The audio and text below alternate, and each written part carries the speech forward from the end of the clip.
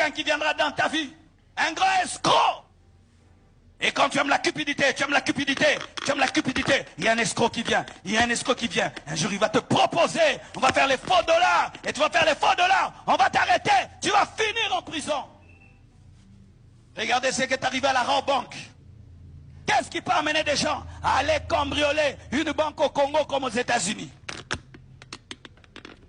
Elle volait déjà dans la marmite. Ils volaient déjà les bics à l'école. Ils volaient les Bibles à l'église. Jusqu'à ce qu'ils disent on va entrer à Raw Bank. Ils ont fini où? Oh, donne-moi la main. Les amis, la table de la sœur, eh bien, allait faire beaucoup de morts. Souvenez-vous que certains faux prophètes vous ont déjà dit, en RDC là-bas, le sang doit couler. Et le sang avait déjà commencé à couler. À Brazzaville, il y a un monsieur influent là-bas qui a été attaqué par des Koulouna, n'est-ce pas? Et la sœur, regardez toute la population qui est venue là. Hein, regardez la photo que j'ai mise là. Et bien, tous ces gens-là allaient mourir.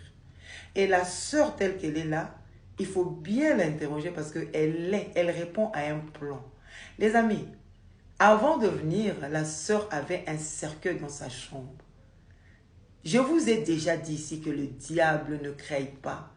Il se sert de ton sang, il se sert du sang de ceux qui n'ont pas Christ, ceux qui sont distraits, ceux qui sont dans des fausses églises avec des faux enseignements, des faux prophètes, de faux prophètes. Oui, ils vous envoûtent et vous êtes la cible du diable. Parce que quand ils veulent se servir, eh bien vous êtes disposés. La sœur allait faire un carnage avec son groupe. Mais gloire à Dieu, le Seigneur est puissant.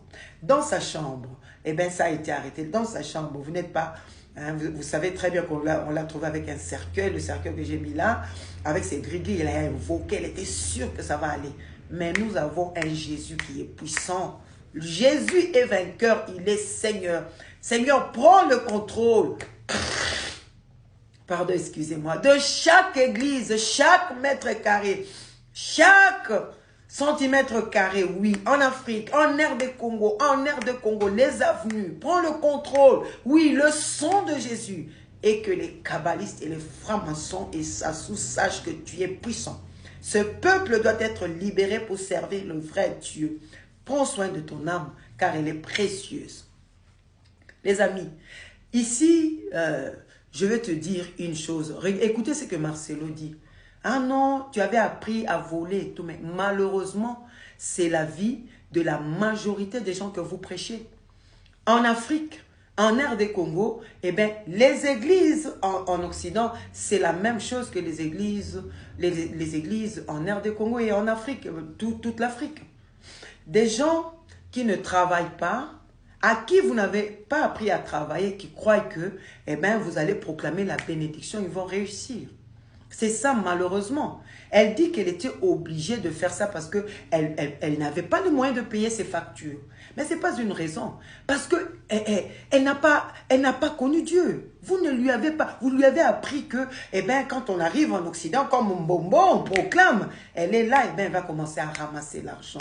Elle va commencer à ramasser l'argent. Ta prophétie ne peut rien faire, non, dans la vie de quelqu'un. Parce que Dieu a des lois déjà établies que toi, même si tu tombes du ciel, ça ne peut jamais aller, ça ne peut jamais marcher parce que le travail n'est pas une conséquence de la chute. C'est-à-dire, ce n'est pas parce que l'homme a péché que Dieu a dit tu vas travailler. Non, Dieu a donné le travail à l'homme avant la chute et c'était pour son épanouissement.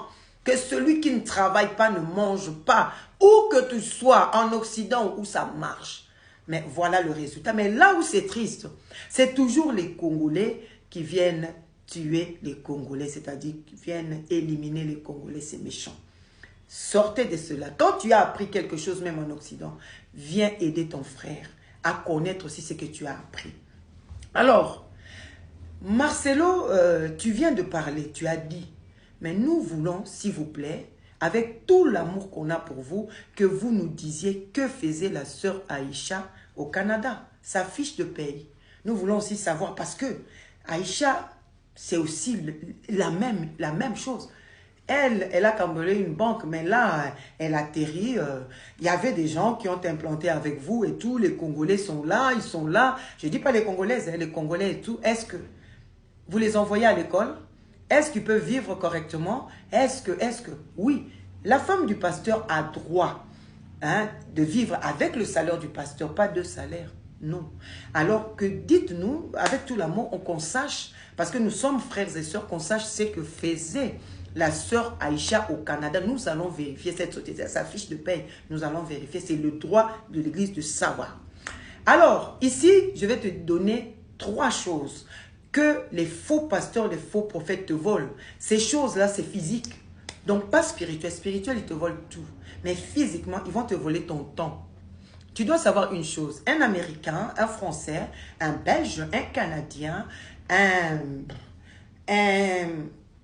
Suédois ou que sais-je encore. Nous avons un Chinois, un Congolais de la RD Congo, de Congo-Brazza, un Ivoirien. Nous avons tous en une journée que Dieu nous dispose à nous tous 24 heures. Maintenant, toi, Africain, toi, Congolais, toi, qu'est-ce que tu fais de tes 24 heures? Jeune étudiant, tu es là. Le matin, 25 matin, 26 matin, 30 matin. En Occident, là-bas, on va chasser les démons aujourd'hui, on les chasse demain. Et entre-temps, les Chinois travaillent, les Canadiens travaillent. Et après, toi, tu crois que tu vas profiter de cela. Parce que après, quand tu croises les bras, la disette va te surprendre. Et quand ça va te surprendre, tu dis que c'est la malédiction. C'est pas la malédiction. C'est pas toi qui n'as pas su exploiter les lois de Dieu. Parce que le travail n'est pas une conséquence de la chute. C'est pour ton épanouissement. Ça, c'est un. Et la Bible dit, tu dois racheter le temps. Le temps est précieux. Tu dois prendre ton temps en une journée, 24 heures. Comment tu les dispatches? Comment tu les orientes? Travaille sur ça et tu verras que ce n'est pas sorcier. Tu vas s'enrichir. C'est question de bien appliquer les lois de Dieu et surtout le travail. Oui. Éphésiens 5, 16, la Bible nous demande de racheter le temps. Deuxièmement, les faux prophètes, faux pasteurs t'excluent, c'est-à-dire enlèvent en toi la faculté d'apprendre. C'est-à-dire, tu dois savoir que dans ce monde ici, quand vous côtoyez les gens, au lieu de commencer simplement à chercher à profiter d'eux, il faut chercher à apprendre. Jésus-Christ, tel qu'il est là, il a appris le métier de menuisier, de menuiserie. Il était menuisier, il était charpentier, il travaillait le bois. Comment? Par son père Joseph. Et Dieu reconnaît cela. Tu veux réussir, devenir grand, prof de maths, l'autre fois j'ai suivi Marcelo, il a dit, il a les mathématiques, le Saint-Esprit. Non, ça c'est hors la parole de Dieu. Un prof de maths va t'apprendre les mathématiques et le Saint-Esprit va ouvrir ta tête pour que tu comprennes. Alors si tu croises les bras, du matin jusqu'au soir, tu es en train d'enrichir ces gens-là, tu ne vas pas connaître les mathématiques. Conséquence, tu n'auras pas de travail solide. Voilà, aujourd'hui, avec le deal, la sœur Aïcha, si elle connaît l'anglais, qu'elle vous apprenne l'anglais dans cette église-là. Comme ça, quand les Américains viendront avec leur société, vous serez utile. Troisième chose que le faux prophète, faux pasteur vous vole, l'esprit critique. Quand il parle, dites Amen. Toi, on t'oblige même, tu dis Amen sans jugement. Non. On t'empêche d'avoir la foi et avoir un esprit critique. Ce n'est pas notre Dieu, ce n'est pas la parole de Dieu. Non. Chacun de nous doit avoir un esprit critique. C'est-à-dire, quand on te prêche, même tu deviendras grand. Mais quelles sont les formules pour que je devienne grand? Que toi-même tu as. Dieu n'a pas dit tu vas croiser les bras. Même la manne, quand ça tombait, on devait ramasser. Conséquence, voilà, quelqu'un va quitter. Il va quitter n'importe quoi. Elle a quitté l'Allemagne. Mais il va quitter par-ci, par-là parce que en Occident, les Africains n'ont rien appris. Ils passent le temps dans les églises. Ils n'apprennent rien. En Occident, oui, malheureusement, c'est ça. Malheureusement, c'est ça. Et c'est dommage. Alors, l'esprit critique, quand on te bouge ton esprit critique, on te dit, toi tu vas rester à la maison, tu deviendras riche. Tu deviendras riche comment? Quelle formule tu vas faire? On ne te dit pas. On te dit simplement, tu vas prier, tu deviendras riche. Mensonge. Sortez des faux enseignements et ayez l'esprit critique et que Dieu vous bénisse. Ici, je réponds à la sœur Maman Leki.